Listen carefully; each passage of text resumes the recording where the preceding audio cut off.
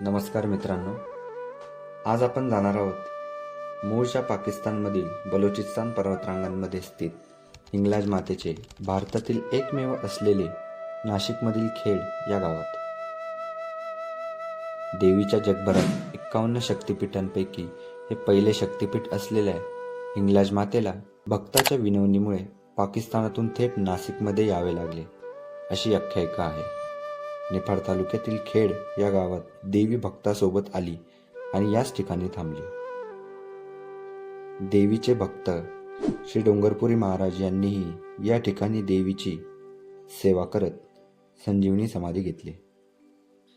असे हे आई आणि भक्ताचे अनोखे उदाहरण आहे. मित्रांनो, पाकिस्तानमधून भारतात देवी स्थायिक होण्याचे हे कदाचित देशातील पहिले उदाहरण असावे. मित्रांनो, तसे तर या मंदिरात 12ही महिने भक्तांची दर्शनासाठी गर्दी असते, परंतु वर्षातून हे 4 उत्सव येथे मोठ्या भक्तिभावाने साजरे केले जातात. ते म्हणजे चैत्र नवरात्र, श्रावण शुद्ध चतुर्थी, अश्विन नवरात्र आणि पौष पौर्णिमा. यावेळी या गावात भली मोठी जत्रा भरते. येथे वर्षभरात साधारण 3 ते 4 लाख भाविक या ठिकाणी येऊन देवीच्या चरणी लीन होतात. तर मित्रांनो, हे मंदिर नाशिकमधील निफाड तालुक्यामध्ये असून हे निफाड बस स्थानकापासून साधारण 7.5 किलोमीटरच्या अंतरावर आहे. मंदिर परिसरात पोहोचल्यावर तुम्हाला येथे प्रशस्त पार्किंगची व्यवस्था मिळते.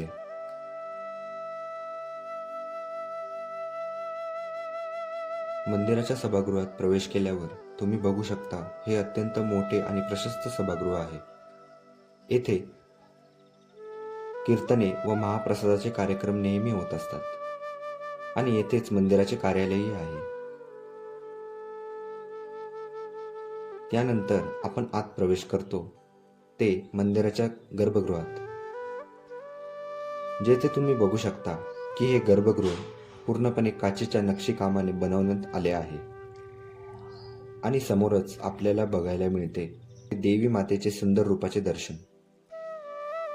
मित्रांनो, आम्ही हा व्हिडिओ 26 जानेवारीच्या दिवशी शूट केलेला होता, त्यामुळे मातेला आपल्या भारताच्या तिरंगी ध्वजाच्या शृंगाराने सजवण्यात आले आहे. तर आता आपण या मंदिराची पुरातन माहिती येथील युवा पुजारी श्री अनिरुद्ध शास्त्री यांच्याकडून ऐकूया. नमस्कार, मी हिंगलाज माता मंदिराचे पुजारी अनिरुद्ध शास्त्री पंगे गुरुजी, खेडे उगाव, तालुका निफाड, जिल्हा नाशिक. हिंगलाज माता ही 52 शक्तिपीठांपैकी एक असल्याने मूळ स्थान बलुचिस्तान, पाकिस्तान बाउंड्रीवरती देवीचं मूळ स्थान आहे. डोंगरपुरी महाराज एक तपस्वी साधू होते. त्यांनी देवीची 95 वर्षे पायवारी केल्यानंतर देवीला प्रसन्न केलं आणि सांगितलं की माझ्या गावी चल. त्यावेळेला देवीने प्रसन्न होऊन सांगितलं की तू पुढे चालत राहा, मी मागे येते, पण मी लहान मुलीच्या रूपामध्ये येते. जोपर्यंत तुझं गाव येत नाही तोपर्यंत मागे वळून बघू नको. मागे वळून बघितलं तर मी तिथे स्थित होईल, असं वचन दिल्यानंतर ते येताना राजस्थान, गुजरात, नंतर महाराष्ट्रामध्ये नाशिक मार्गे, पिंपळगाव मार्गे चालले होते. त्यानंतर खेडे उगाव या ठिकाणी आल्यानंतर दक्षिण वाहिनी विनिता नदी आहे. त्यावेळेला नदीला महापूर आलेला होता. इसवी सन 1227 म्हणजे 800 वर्षापूर्वी. त्यावेळेला महापूर आल्याने त्यांना असं वाटलं की एवढ्या दूरवरून आपण आलोय, कोणती अडचण आलेली नाही, पण या ठिकाणी काहीतरी देवीचे संकेत असावे, म्हणून इथे थांबायचं की पुढे जायचं, म्हणून आपण देवीला विचारावं. म्हणून त्यांनी मागे वळून बघितलं तर देवी हसली आणि इथे स्थित झाली. देवीने सांगितलं की मला इथेच थांबायचं होतं, म्हणून मी तुला इथे पाण्याच्या रूपामध्ये अडवलेलं आहे. म्हणून मग इथे देवीची त्यांनी प्राणप्रतिष्ठा, अभिषेक केल्यानंतर तिथे 1008 फूट अंतरावरती संजीवनी समाधी घेतली, जिवंत समाधी डोंगरपुरी महाराजांनी. आणि हिंगलाज माता ही स्वयंभू रूपामध्ये संपूर्ण भारतामध्ये एकमेव स्वयंभू स्थान म्हणजे खेडे उगाव, तालुका निफाड, जिल्हा नाशिक या ठिकाणी देवी स्थित आहे.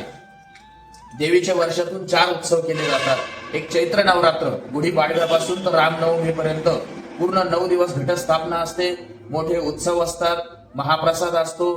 त्यानंतर अश्विन नवरात्र म्हणजे दिवाळीच्या अगोदर जे येतात, दसरा, दिवाळी, तर ते 9 दिवसाचे मोठे उत्सव असतात. नवरात्र उत्सव असतो, भजन कीर्तन असतात, सर्वांना सकाळी दुपारी संध्याकाळी महाप्रसाद असतो, फराळाचं नैवेद्य असतो.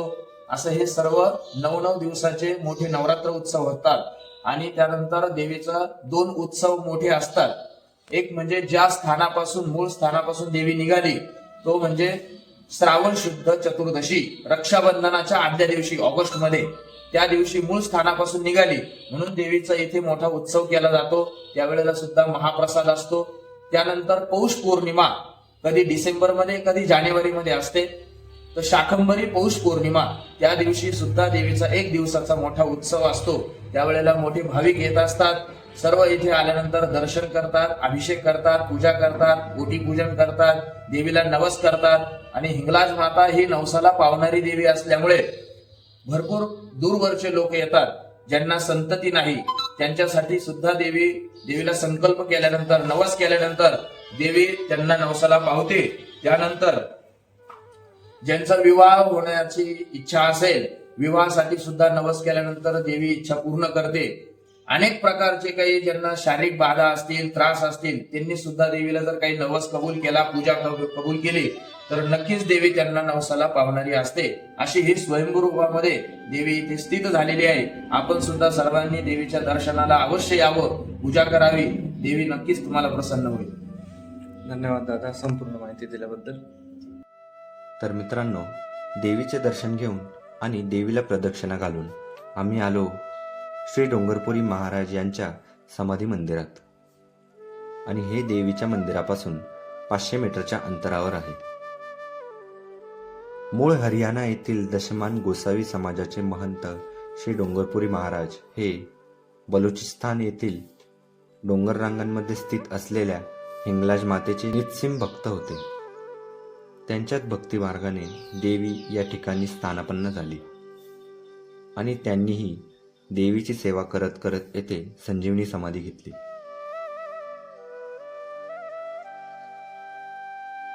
मित्रांनो, हिंगलाज देवी मातेचे चांदीचे सिंहासन बनवण्याचे काम असल्याने जर तुम्हाला काही आर्थिक रूपात काही योगदान द्यायचे असेल, तुम्ही या QR कोडवर पाठवू शकता. मंदिर ट्रस्टकडे संपर्क साधू शकता. तर कसा वाटला व्हिडिओ कमेंट करून नक्की सांगा. नक्की विजिट करा हिंगलाज माता मंदिर, खेडगाव येथे. चला, लाईक करा, शेअर करा, सबस्क्राईब करा. धन्यवाद. जय श्रीराम.